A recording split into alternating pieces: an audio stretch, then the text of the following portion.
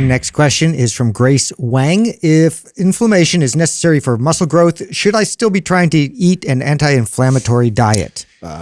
So inflammation is a double-edged sword. So, well, you explain the difference too between exercise-induced inflammation versus in being inflamed from diet. Yeah. So dietary inflammation versus chronic inflammation versus limited. Inflammation is a signaler in the body. That's all it is. It tells your body that you're sick or that you need to repair or rebuild. So it's a necessary process. So if you had no inflammation in your body, you would literally break down and die. Okay. But it can also go too far in the other direction where you have too much inflammation. You have lots of pain. You have mental issues like depression, anxiety. Things also break down from too much inflammation. So the key is not getting rid of inflammation or encouraging inflammation. The key is to have a healthy inflammatory response. Okay. So is an anti-inflammatory quote unquote diet good? Well, yes, because it's not anti-inflammatory the same way drugs are. Like taking an anti-inflammatory like ibuprofen or naproxen or aspirin literally stops the inflammatory process from happening through medical means. An anti-inflammatory diet isn't anti-inflammatory.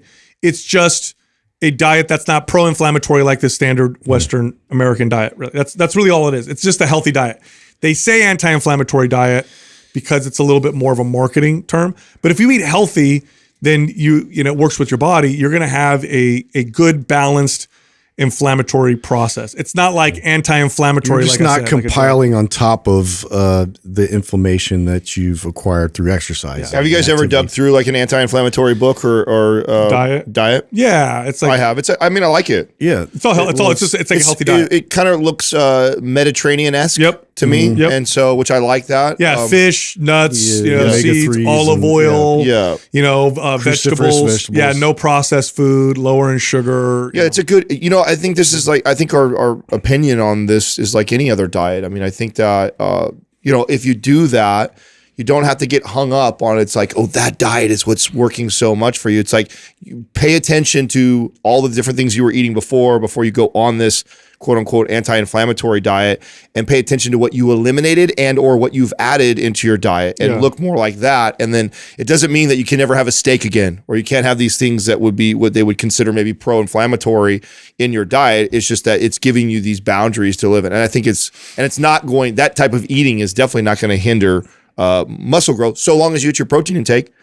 If you make sure that protein is not inflammatory or anti-inflammatory. It's an essential macronutrient. I guess maybe if you're eating ungodly amounts or too little, maybe it could mess up with your inflammatory process. Well, what it'll do is it'll hinder you building. If the question is about muscle growth and you're on a diet, the biggest thing that you need to worry about is are you getting enough protein? Let me give you an example. Okay, studies will show that taking lots of non-steroidal anti-inflammatories like the ones I mentioned earlier, ibuprofen, naproxen, aspirin, and the like, can actually hinder athletic performance or healing or muscle building if used chronically, because it blocks some of that signaling process. Okay, but that's a drug. That's different.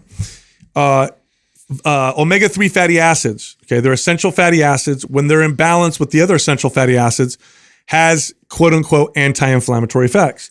Studies show that supplementing with omega-3 fatty acids doesn't reduce muscle growth. In many cases, encourages muscle growth because it improves health. So there's a difference between blocking inflammation and having a healthy inflammatory response. And the anti-inflammatory diets, the ones that I've seen, typically are just healthy diets. So they're not gonna hurt. If anything, they'll help.